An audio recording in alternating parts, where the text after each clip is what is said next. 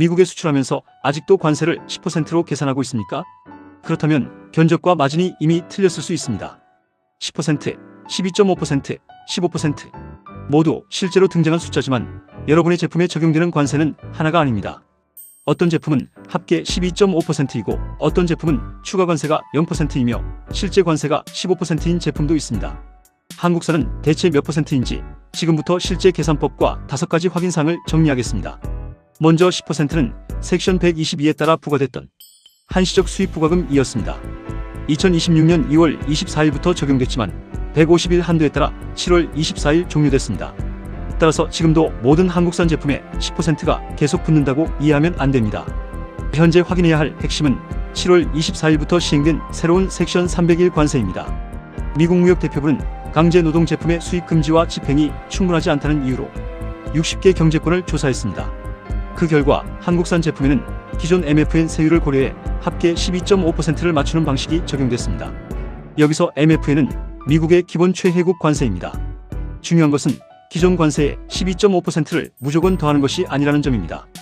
기존 MFN이 3%라면 섹션 301 관세는 9.5%가 추가돼 합계 12.5%가 됩니다. MFN이 5%라면 7.5%가 추가되고 MFN이 10%라면 2.5%가 추가됩니다. 그런데 MFN이 이미 12.5% 이상이라면 이번 섹션 301 추가 관세는 0%입니다. 기존 MFN이 15%인 제품은 추가 관세가 0%여도 기존 15%는 그대로 남습니다. 그래서 같은 한국산이라도 실제 관세가 12.5%일 수도 15%일 수도 있는 것입니다. 그렇다면 우리 제품의 실제 관세는 무엇부터 확인해야 할까요? 첫째, 발송국이 아니라 원산지를 확인하십시오. 중국산 제품을 한국에서 재포장하거나 다시 발송했다고 자동으로 한국산이 되는 것은 아닙니다. 둘째, 미국 수입 신고에 사용하는 HTS-US 코드를 확인하십시오. 상품명이나 쇼핑몰 카테고리가 아니라 HTS-US 코드가 기본 MFN 세율과 적용 요건을 결정합니다. 셋째, 해당 HTS-US 코드가 이번 섹션 301의 적용 대상인지 면제 대상인지 확인하십시오. 특정 원자재와 천연자원, 의약품 관련 품목, 미술품과 수집품 등에는 별도의 면제 구조가 있습니다. 넷째, 섹션 232와 같은 다른 품목 관세가 적용되는지 확인하십시오. 철강, 알루미늄, 자동차와 일부 부품은 일반 제품과 다른 관세 구조가 적용될 수 있습니다. 반덤핑 관세와 상계 관세, 기존 섹션 301 조치가 별도로 남아있는지도 확인해야 합니다. 따라서 MFN과 이번 섹션 301의 합계만 보고 최종 도착 원가를 확정하면 위험합니다.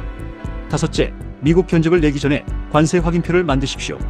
원산지, HTS-US, MFN, 섹션 301, 면제 여부와 다른 추가 관세를 한 표에 연결해야 합니다. DDP와 DAP 중 누가 관세와 통관 비용을 부담하는지도 계약서에서 확인하십시오. 7월 24일 이전부터 운송 중이던 화물에 대한 7월 28일 반입 예외도 이미 종료됐습니다. 따라서 신규 선적은 제품별 최신 세율과 면제 여부를 다시 검증해야 합니다. 최종 선적 전에는 관세사, 포워더 등 물류 통관 전문가를 통해 실제 적용 세율을 확인하십시오. 여러분은 제품과 HS 코드를 기준으로 미국 관세를 새로 계산해 보셨습니까? EX게이트 AI는 중소기업의 성장 파트너입니다. 구독과 좋아요, 알림 설정으로 다음 수출 시장을 빠르게 확인하십시오.